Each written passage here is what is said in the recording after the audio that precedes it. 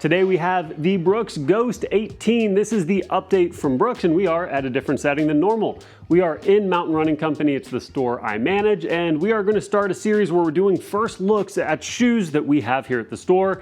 This is the Ghost 18, so recently came out at the start of May, and we're going to go through and look at what's different, what hasn't changed, and what you might like in terms of feel and where it might work for you in your rotation. As we get into that, let's start with the midsole. That's what most people care about with their running shoe, and it's going to be the exact same thing as the 17. It is the same tooling and everything. I will actually show you right here.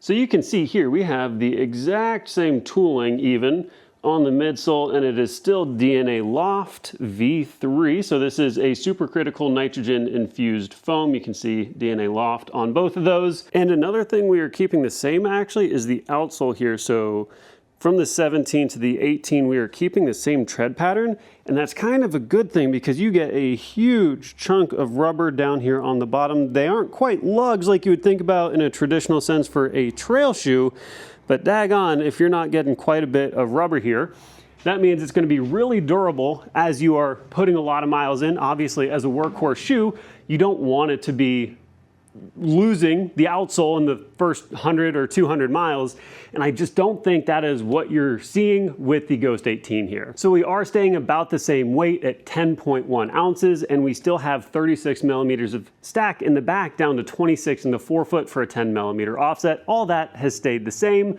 but where we get some nice benefits with the new model is we have a little bit better fitted upper, and we get a little more volume in it. So that's going to open up who can wear it if you have a little bit higher volume foot.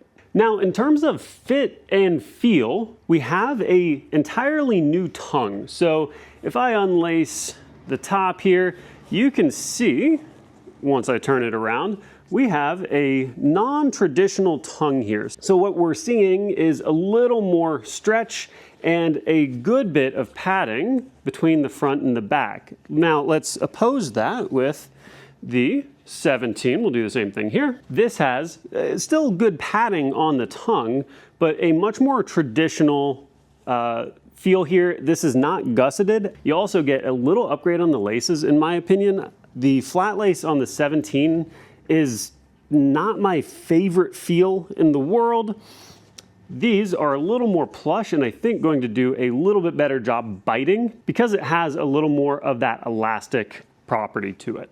Now, in terms of feel, this is not overly stacked, right? So 36 millimeters in the back is not a ton of foam, but enough to be a good daily trainer and give you ground feel. That's what I think a lot of people look for in a daily trainer.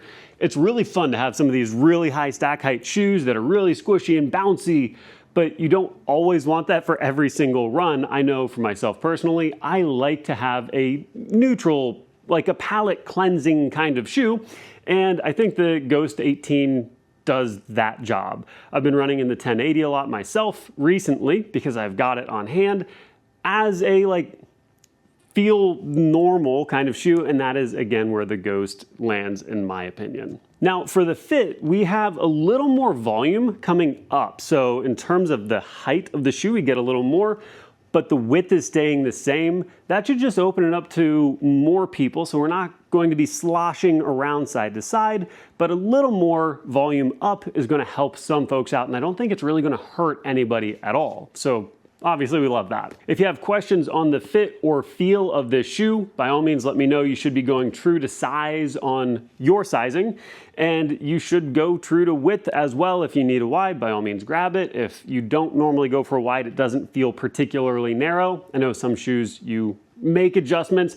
I don't think you'll need to do that here with the Ghost 18. Now, if this sounds like something that would fit well into your rotation as a daily workhorse shoe, by all means, check it out on mountainrunningcompany.com. That is, again, the store I manage and where we're at right now. So take a look there. I can even link the product down below. Or if you want to find a good deal on the Ghost 17, we still have quite a few sizes, both men's and women's there if you want to get a good deal on a great running shoe that has not changed a ton. Also, if there are any shoes coming out that you've been keeping your eye on, like I really want to see something about this shoe, let me know down below on that as well.